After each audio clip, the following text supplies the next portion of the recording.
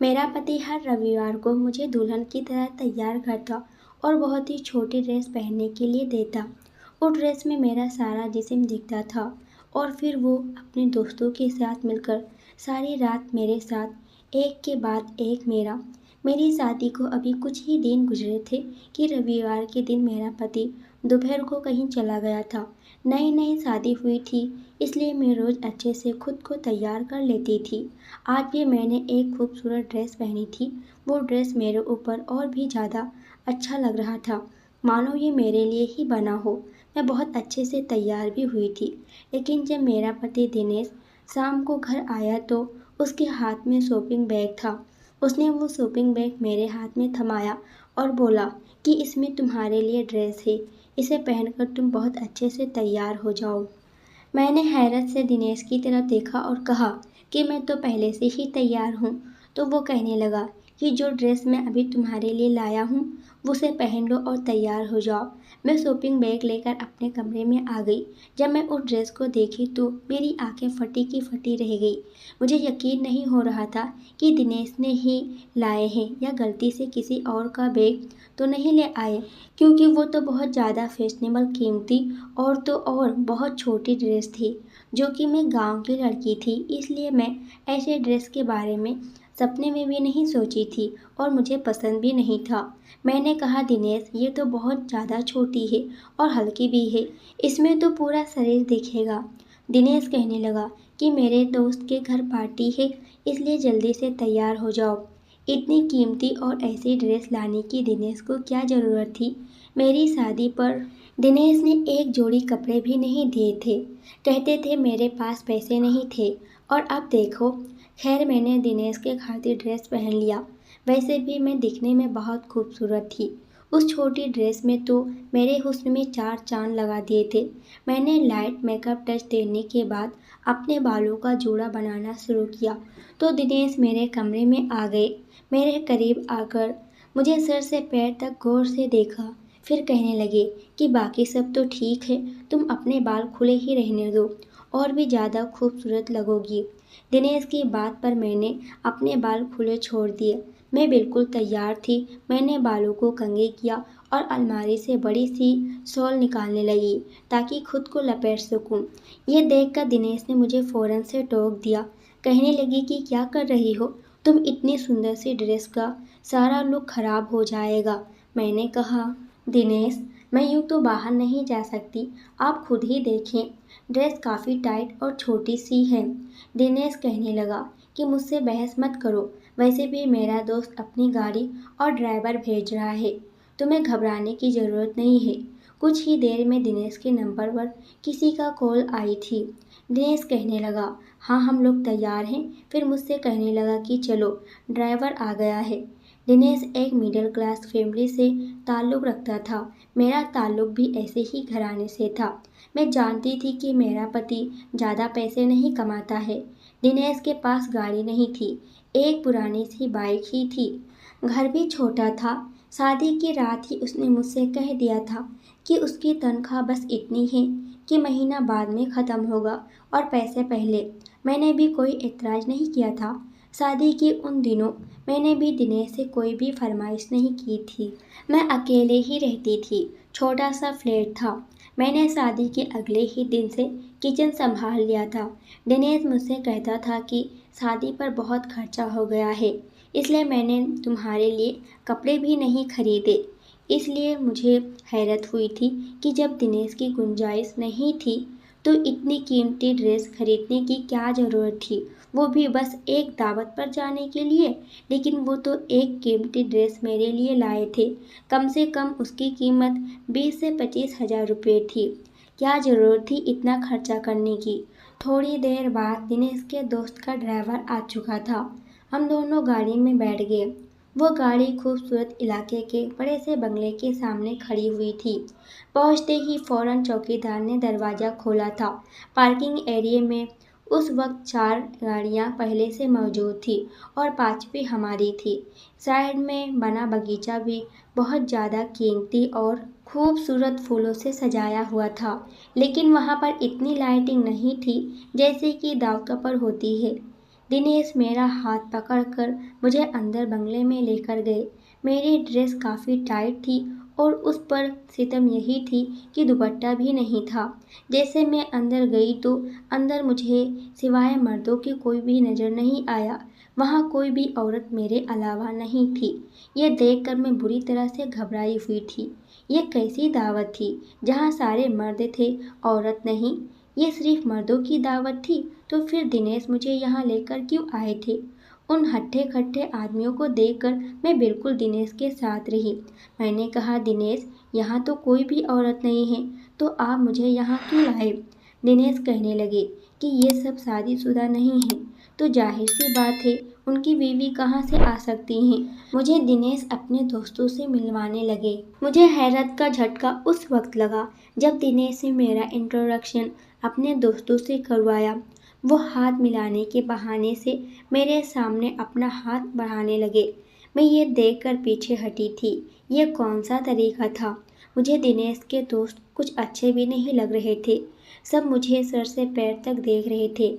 उनकी आंखों में अजीब सी चमक थी कि मुझे अपने वजूद पर चींटियां रेंगनी महसूस होने लगी थी। मेरा दिल बहुत ज़्यादा घबराने लगा था। मुझे इस कदर बेचैनी होने लगी थी कि फ़ौरन से उस घर से बाहर निकल जाना चाहती थी। वहाँ उस वक्त 10 मर्द थे और 10 के हाथों में कांच के गिलास में ब्राउन रंग का शराब था। सबकी आंखें ना जाने किस जज्बे तहत गुलाबी हो रही थी। एक अलग चमक ली थी। ऐसा महसूस हो रहा था जैसे नशे की हालत में हूँ। मैं बहुत घबराई हुई थी, इसलिए दिनेश के पीछे जाकर खड़ी हो गई। मैंने कहा, दिनेश, मुझे यहाँ नहीं रुकना, मुझे आप घर छोड़ आएं। दिनेश कहने लगे, तुम्हें क्या हो गया है? क्या लड़कों की महफिल में नहीं जाती हैं लड़कियाँ? मुझे ये घबराने और डरने वाली लड़कियाँ से सख्त नफरत है। मुझे एक कूल मिजाज की लड़कियाँ पसंद है जो हर महफिल में जा सके और मस्त एंजॉय कर सके। इसलिए ये डरपोक लड़कियों की तरह एक्टिंग करना बंद करो। ये कहकर उन्होंने मुझे बाजू से पकड़कर खुद के पीछे से खुद के बगल में किया था। मैं तो दिनेश का रवैया देखकर हैरान रह गई थी। मेरी आंखों में आंसू भर आए थे। इससे पहले मैं रो देती कि दिनेश का एक दोस्त मेरी तरफ बढ़ा और कहने लगा, भाभी, आप क्यों परेशान हो रही हो? मेरी बीवी दूसरे शहर अपने मायके गई है और बाकी दोस्त कुंवारे हैं। 1-2 साल रुक जाएं, इन सब की भी शादियां हो जाएंगी तो इन सब की भी बीवियां आ जाएंगी। अब अगर हमारी बीवियां नहीं हैं तो हम क्या करें? हम तो आपके लिए बहुत अच्छा इंतजाम किया है। उसका अंदाज मजाक उड़ाने वाला था। फिर दिनेश से कहने लगा, आओ दिनेश, डाइनिंग रूम में चलते हैं, खाना बिल्कुल रेडी है। मैं दिनेश का हाथ जोर से पकड़े हुए डाइनिंग रूम के टेबल तक पहुंची थी, जहां पर अलग अलग किस्म के खाने लगे हुए थे, और दिनेश के साथ में टेबल पर बैठ गए। दिनेश के बाकी दोस्त भी सामने की कुर्सी पर बैठ गए। उसके जिस दोस्त के यहाँ पार्टी थी वो मेरी प्लेट में अलग अलग किस्म के खाने डाल रहे थे। कह रहा था, भाभी, ये भी खाकर देखिए और ये भी खाकर देखिए। खाना वाकई बहुत ही लजीज था और मुझे भूख भी बहुत ज़्यादा लगी थी। अजीब बात थी कि जैसे जैसे मैं खाना खा रही थी मेरी आंखें नींद से बंद होने लगी। खाते खाते ही मुझे लगा कि जैसे मैं यहाँ सो जाऊंगी। मैं नशे वाली नज़रों से दिनेश की तरफ देखी जो मुझे एक के बजाय 4-5 नज़र आ रहा था। मैंने कहा, दिनेश, अब घर चलो, मुझे नींद आ रही है। वह कहने लगा, हाँ चलो। यह कहकर जैसे ही मैं अपनी कुर्सी से खड़ी हुई लड़खड़ाते हुए दिनेश की बाहों में गिर गई थी। बस 1 मिनट लगा था मुझे अपने होश खोने में। सुबह जब मेरी आँख खुली तो मेरा सर बुरी तरह से चकरा रहा था। बहुत मुश्किल से मैंने अपनी आंखें खोली थी।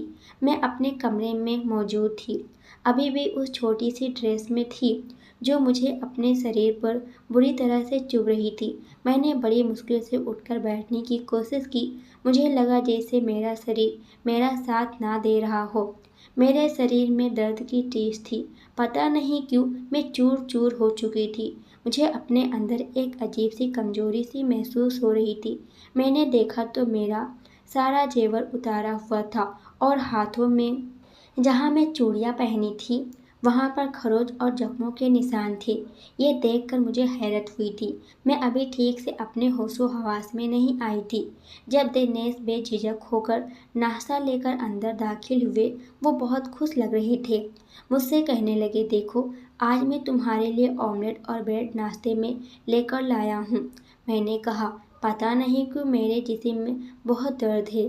मेरी बात पर फिक्रमंद होने की बजाय वो मुस्कुराने लगा और कहने लगा, तुम कल रात को बहुत ज़्यादा खूबसूरत लग रही थी, फिर मुझ पर बेहोश होकर गिर भी गई थी, इसलिए घर आते ही मेरी नीयत तुम पर खराब हो गई थी। दिनेश काफ़ी अच्छे मूड में थे। मेरी नज़रें खुद ब खुद झुक गई। कहने लगा, तुम नाश्ता करो, मैं तुम्हारे लिए दर्द की दवा और गर्मा गर्म चाय लाता हूँ, फिर ये दर्द भी आधे घंटे में ठीक हो जाएगा। मुझे हैरत हो रही थी कि इतने दिनों में तो दिनेश ने कभी मुझसे ऐसी मोहब्बत का इजहार नहीं किया था कि मेरे पूरे शरीर पर जख्म थे। बहरहाल अगले रोज़ तक मैं काफ़ी ठीक हो गई थी, लेकिन मैं नहीं जानती थी कि ये सिलसिला रोज़ ही चलता रहेगा। अगले रविवार को फिर से मुझे दिनेश ने एक नई ड्रेस लाकर दी। कहने लगे, तैयार हो जाओ, दोस्त के घर दावत में जाना है। और फिर उस दोस्त के बंगले में मुझे ले गए। इस बार तो उसके दोस्त मुझसे पहले से ज़्यादा बेझिझक होने लगे। कहने लगे, भाभी आपके हुस्न के तो हम दीवाने हो गए हैं। दिनेश तो बहुत खुश नसीब है कि उसे आप जैसी बीवी मिली है। मुझे दिनेश के दोस्त के मुंह से इस तरह तारीफ बुरी लगी थी। मैंने गुस्से से उन्हें घूर कर देखा तो वो अजीब सी हंसी हंसने लगे थे। मैं सोच चुकी थी कि घर जाते ही दिनेश से कहूँगी कि मैं आइंदा उसके घर नहीं आऊँगी। मुझे आदमियों के इस किस्म की घटिया मजाक बिल्कुल भी पसंद नहीं थी। इस बार भी मेरे साथ यही हुआ था। जैसे ही मैंने खाना खाया मुझे नींद आने लगी, फिर मैं बेहोश हो गई। अगले दिन फिर मेरा जिस्म दर्द से चूर था, लेकिन मैंने एक बात नोटिस की थी कि दिनेश बहुत खुश रहता था। घर पर फल भी लाने लगा था, पैसे भी बड़े खुले हाथ से खर्च कर रहा था। हालांकि उसकी तनख्वाह इतनी ना थी, फिर वो रोज़ रोज़ की अय्याशी कैसे हो रही थी। घर आते हुए वो रोज़ाना अच्छे से होटल का खाना साथ लाता था। मुझसे कहते थे, कोई ज़रूरत नहीं है तुम्हें किचन में खाना बनाने की, तुम्हारा खूबसूरत हुस्न फीका पड़ जाएगा। कभी कभी तो मुझे दिनेश की बातें बड़ी अजीब लगती थी। मैंने कहा कि हर औरत घर का काम करती है, मुझे भी अच्छा लगता है कि मैं आपके लिए कुछ अच्छा खाना बनाऊं और आपके काम करूं। वो कहने लगा कि नहीं, तुम बस अपने हुस्न का ख्याल रखा करो, इसे निखारा करो, खुद को सजाया संवारा करो। तुम नहीं जानती कि तुम्हारा हुस्न मेरे लिए कितना कीमती है। मेरा हाथ थामे हुए मुझसे मोहब्बत भरी बातें करने लगा। कहने लगा, क्या तुम जानती हो तुम्हें पाने के लिए मैंने कितने पापड़ बेले हैं। ये बात सुनकर मुझे हैरत हुई थी, क्योंकि हमारा रिश्ता तो एक रिश्ता कराने वाली आंटी के जरिए से हुआ था। मैंने तो शादी से पहले कभी दिनेश को नहीं देखा था। मैंने कहा, क्या मतलब है। मेरी बात पर हंसने लगे। कहने लगा, मैं तुम्हें एक दिन बाजार में देखा था और देखते ही तुम पर फिदा हो गया था। वहीं से मैंने तुम्हारा पीछा शुरू कर दिया। तुम्हारा घर देखा, फिर मालूम हुआ कि तुम्हारी माँ तुम्हारे लिए रिश्ता देख रही है। यकीन करो, ये सुनकर तो मुझे बहुत डर लग रहा था कि कहीं मैं तुम्हें खो ना दूँ। कहने लगा, एक बार मैंने तुम्हारे घर से बाहर एक रिश्ता कराने वाली आंटी को निकलते देखा था। फिर मैंने उनसे कहा कि अगर ये मेरा रिश्ता तुमसे करवा दे तो मैं उसे अच्छी खासी रकम दूंगा। वो मेरी बात मान गई और यूँ मेरा रिश्ता तुमसे हो गया। मैं तो दिनेश की बातें सुनकर हैरत से आंखें फाड़ कर उसे देख रही थी। मुझे नहीं पता था कि मेरा पति मुझसे पहले से मोहब्बत करता था। मेरे लिए उसने इतना सब कुछ किया।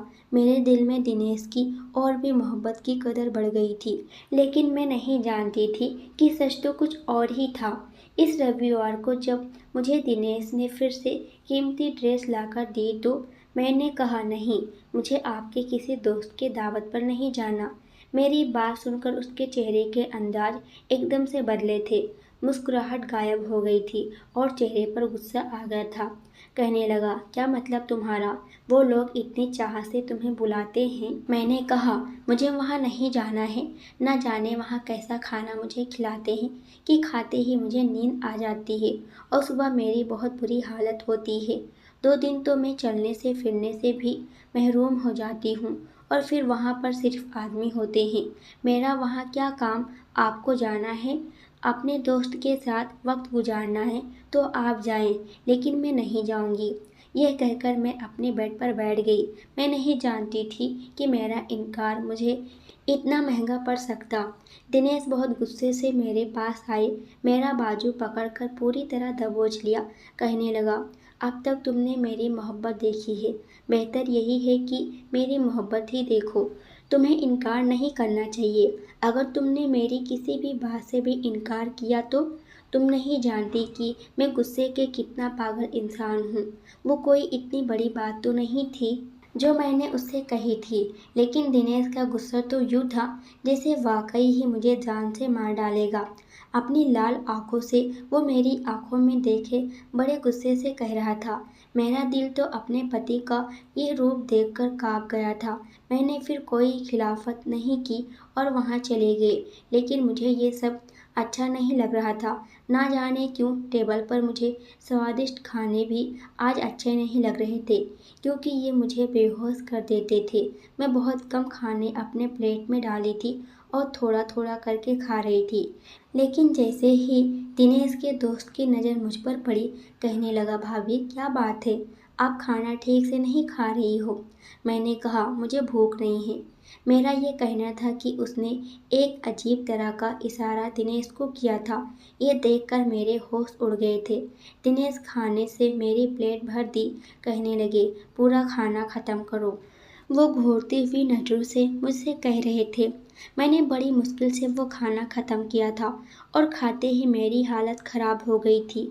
और अब तो मुझे दिनेश पर भी शक होने लगा था। अगला रविवार आने से पहले ही मैंने तबीयत खराब का बहाना किया और मायके चली आई। एक दिन मैं अपनी छोटी बहन के साथ शॉपिंग पर गई। वहाँ मेरी मुलाकात दिनेश के 5 दोस्तों में से एक के साथ हो गई। वो बातों के दौरान बार बार मेरी बहन को देख रहा था। कहने लगा, भाभी इस बार हमारे घर आइएगा तो अपनी बहन को भी ज़रूर साथ लाइएगा। ये भी आपकी तरह बड़ी ही खूबसूरत है। मुझे उस आदमी की बात बहुत बुरी लगी थी। मेरी बहन भी उसे घूर कर देखने लगी। मैंने कहा, आपको तमीज़ नहीं है बात करने की? मेरा लहजा तेज हो गया था। आसपास गुजरने वाले लोग भी इकट्ठा हो गए। यह देखकर उस आदमी को भी गुस्सा आ गया। कहने लगा, तमीज़ का मतलब पता है तुझे? हम औरत देखकर तमीज़ करते हैं और तू इस काबिल नहीं कि तेरी इज्जत और तमीज़ की जाए। मैंने कहा कि जुबान संभाल कर बात करो। वो कहने लगा कि सच बहुत चुभ रहा है तुम्हें, तुम 2 टके की औरत हो और मुझसे तमीज़ की बात कर रही हो। ये सुनकर मुझे उस पर इतना गुस्सा आया कि मैंने एक जोरदार थप्पड़ उसके मुंह पर दे मारा। उस थप्पड़ की गूंज जिसने सुनी वो तमाम लोग वहाँ खड़े हो गए। कुछ लोग कहने लगे कि अगर ये शख्स ने आपके साथ बदतमीजी की है तो हम इसकी तबीयत अभी ठीक कर देते हैं। मेरा जी तो यही चाहा कि उसका मुंह तुड़वा दूँ। इस आदमी को औरत से बात करने की तमीज़ नहीं है। मैंने सोचा कि घर जाकर दिनेश को इसकी हरकत बताऊंगी। वो लोग कितने बदतमीज हैं और वो हर रात मुझे ज़बरदस्ती उनके घर ले जाता है। उनकी नज़र में तो किसी बहन बेटी की इज्जत ही नहीं है। इससे पहले कि वहाँ खड़े नौजवान उस आदमी की अच्छी तरह से खबर लेते, वो कहने लगा कि ये बाजारू औरत है, जिस्म फरोशी का काम करती है और मैं इसका ग्राहक हूँ, बस यहाँ पर तमाशा बना रही है। ये सुनना था कि मेरे होश उड़ गए थे। मैंने कहा कि ये बकवास कर रहा है। वो आदमी कहने लगा कि रविवार को क्या करने हमारे बंगले में आती हो, वो भी तब जब तुम जानती हो कि वहाँ तुम्हारे अलावा कोई औरत नहीं होती। उसके बाद जो बात उस आदमी ने मुझसे कही, जिसे सुनकर मेरा दिमाग चकरा कर रह गया था। कहने लगा, अगर मेरी बात पर यकीन ना हो तो इस बार आना रविवार को हमारे घर, तुम्हें मैं अच्छे से सबक सिखाऊंगा। तुम्हें तुम्हारी सही औकात दिखाऊंगा कि तुम क्या हो। मेरी बहन मेरी शक्ल देख रही थी और मैं उसकी बात पर यूँ पत्थर बन चुकी थी। बहुत से लोग मुझे अजीब सी नज़रों से देखते हुए वहाँ से चले गए। वो आदमी गुस्से से भरा पड़ा था। मुझे घूरता हुआ वहाँ से चला गया। मेरी बहन ने मेरा हाथ पकड़ा और मुझे खींचते हुए बाजार से बाहर ले आई और कहने लगी, दीदी, वो आदमी क्या बकवास कर रहा था। मैंने कोई जवाब नहीं दिया। मेरा तो दिमाग चकरा कर रह गया। मेरा जी इतना घबरा रहा था कि जैसे अभी मेरे दिल को कुछ हो जाएगा, वो फट जाएगा। मुझ पर अजीब सी बेहोशी होने लगी थी। मेरी बहन मेरी ऐसी हालत देखकर मुझे घर ले आई, लेकिन मुझे वहाँ भी चैन नहीं आया। मैं फ़ौरन से अपने घर चली गई। घर आई तो दिनेश का मूड बहुत ख़राब था। कहने लगे, तुम्हें मायके जाना है तो तुम वर्किंग डे में जाना। एक शनिवार और रविवार को तो छुट्टी मिलती है मुझे, और तुम वहाँ जाकर मेरा मूड ख़राब कर देती हो। मैंने कोई जवाब नहीं दिया था, क्योंकि मैं कुछ भी कहती तो वो मुझ पर गुस्सा करता। इस बार जब वो मुझे अपने दोस्त के घर ले गया तो उस वक्त उसका वो दोस्त वहाँ मौजूद नहीं था जिससे मेरी मुलाकात बाजार में हुई थी। जैसे तैसे मैंने आधा खाना खाया। मैं फ़ौरन वॉशरूम में चली गई। मुझे वहाँ खाना अपने अंदर हजम नहीं करना था, इसलिए मैं हलक में उंगली डाल डाल कर उल्टी की। जो कुछ खाया था सब कुछ बाहर आ चुका था, इसलिए मुझ पर नशे का असर नहीं हुआ था। मैं बाहर आई और बेहोश होने का नाटक करने लगी, और दिनेश ने मुझे अपनी बाहों में ले लिया। कमरे में लाकर मुझे बेड पर लेटा दिया। वो अभी कमरे में ही था कि उसके दोस्त भी कमरे में आ गए। दिनेश कहने लगा कि इस बार मैं डबल कीमत लूँगा। जो हरकत तुम लोग रात भर मेरी बीवी के साथ करते हो, उससे वो बीमार रहने लगी है। तुम लोगों के दिए पैसे आधे तो उसकी दवाई और डॉक्टर के खर्चे में चले जाते हैं। मुझे क्या फ़ायदा होता है। उसके दोस्त कहने लगे कि हमें मंजूर है, तुम इसकी जितनी चाहे कीमत ले लो। मेरा जी चाहा ज़मीन फटे और मैं उसमें समा जाऊँ। मेरा ही पति मेरी इज्जत का सौदागर था। पति तो बीवी का रक्षक होता है, ये तो पति ही अपनी बीवी का भक्षक था। पति तो अपनी पत्नी को गंदी नज़र से बचाने के लिए हर रिश्ते को भूल जाता है। ये कैसा पति था जो मेरा ही सौदा कर रहा था। इससे पहले कि वो लोग मेरे साथ कुछ भी गलत करते, पुलिस की गाड़ी का हॉर्न बंगले के बाहर बजने लगा। ये सुनकर वो सब लोग चकरा गए थे। मैं यहाँ आने से पहले ही पुलिस को सारी इन्फॉर्मेशन दे चुकी थी। जब तक पुलिस अंदर आती मैं उठकर बैठ गई।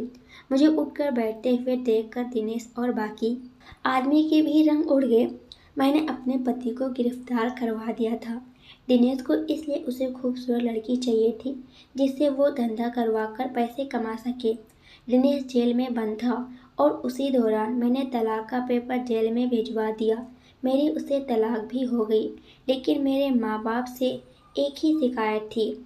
मेरा रिश्ता तय करने से पहले उन्होंने ये तो देखा कि लड़का अकेला है, मुझ पर घर की जिम्मेदारियां नहीं होगी, सास ससुर के ताने नहीं होंगे, लेकिन ये नहीं देखा कि वो करता क्या है। मेरी आप सभी से बस एक ही गुजारिश है, अपनी बेटियों की शादी करने से पहले अच्छी तरह से मालूमात कर लिया करें कि कहीं दिनेश जैसा आदमी उनकी ज़िंदगी में ना शामिल है। दोस्तों, ये वीडियो आपको कैसी लगी?